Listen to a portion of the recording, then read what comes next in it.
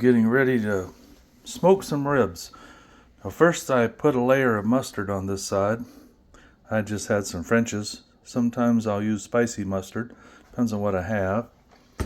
And then I put just a little bit of cayenne pepper on it. My wife likes a little heat.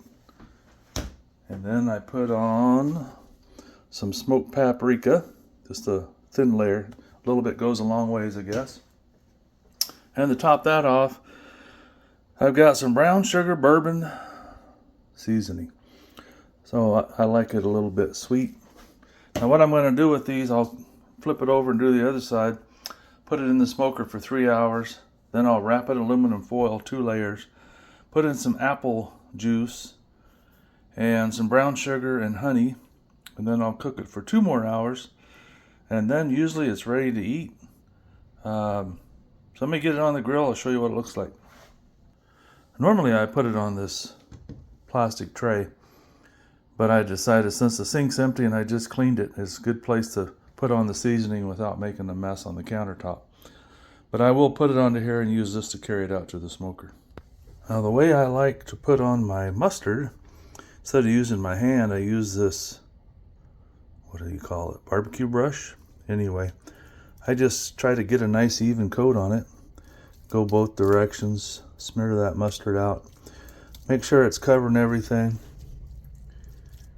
Just go back and forth. You get a nice coat of mustard. You could use oil, like olive oil or something like that too if you want. All this does, it gives a nice wet surface for the dry seasonings to stick to the meat, and it doesn't change the flavor. So then I'll grab, well, let's do the cayenne. We'll just do a little sprinkle, not too much, because I don't like my meat too hot. My wife can handle a lot more heat than I can. And then let's do a little cayenne, smoked cayenne. And I've been told a little bit goes a long way, so I won't put too much on there. And then I'll get my barbecue rub, and I'll put this on a little bit heavier than the other stuff.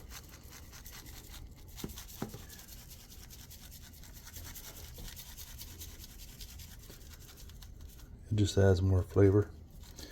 There, that looks pretty good. All right, we'll let that sit there for a minute so the seasonings stick. Then I'll put it on the cutting board and take it out to the smoker. It should be lit by now. All right, I got it on the smoker. So I'll come out and check the smoker every once in a while. I'll probably flip it over halfway through or so, just so it gets a nice even cook and smoke. And I'll be back in 3 hours. Okay, so it's been 3 hours. The last hour I cranked the heat up to 250 just to make it cook a little quicker. I've got foil underneath it, some brown sugar on it. Now I'm going to put some honey on it. And then I've got these bottles of apple juice. I'll fold the aluminum foil up enough that it'll hold the juice. I'll dump that on there. And then I didn't cut a long enough piece, so I'm going to put at least 1 layer on top of it, and then I'll fold it up. So let me get the honey out. Okay, I've got some honey drizzled on it. You can probably see it kind of shiny. Now I'll fold up the sides a little bit and get ready for the apple juice. All right, time to put on the apple juice. This helps tenderize the meat, gives it some more flavor. Basically, it's all going to cook and go down to the bottom. And then, when I get all done, I save the juice, and you can use it, like wife's from the Philippines, she likes rice. You can put it on your rice. You can just save a little bit of it to put on the meat. But I'm going to put a couple strips of foil on the top there, then I'll fold it up so it's pretty much sealed up. Don't want to leave a big gap. And then it'll be ready to go back onto the grill. All right, I got her all wrapped up. I took a piece of foil, folded it in half, put it on top. That'll seal it up. Back to the smoker. Okay, she's back on the grill. We'll leave her there at 250 for 2 hours. In case you're wondering, this is called the 3-2-1 method for cooking barbecued ribs. I never need to go to the extra hour. Usually by the time the 2 hours is done, the ribs are done. But if you want, you can take them out, put them on the grill outside the foil, put barbecue sauce on them, and let them cook longer. I'll see how they look in 2 hours. Well, I'm pretty sure these bad boys are done.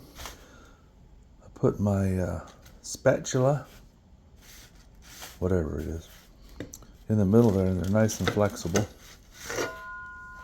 I just took them off the grill. Let's pop them open here. See what they look like. Okay, I got it unfolded. Off comes the center part. Ooh, look at those bad boys. Those are gonna be so tasty. In a few minutes, I'm gonna let them rest for a little bit. Then I'll put them out here on the cutting board and cut off a few of them and let you look at them. Well, there they are all sliced up.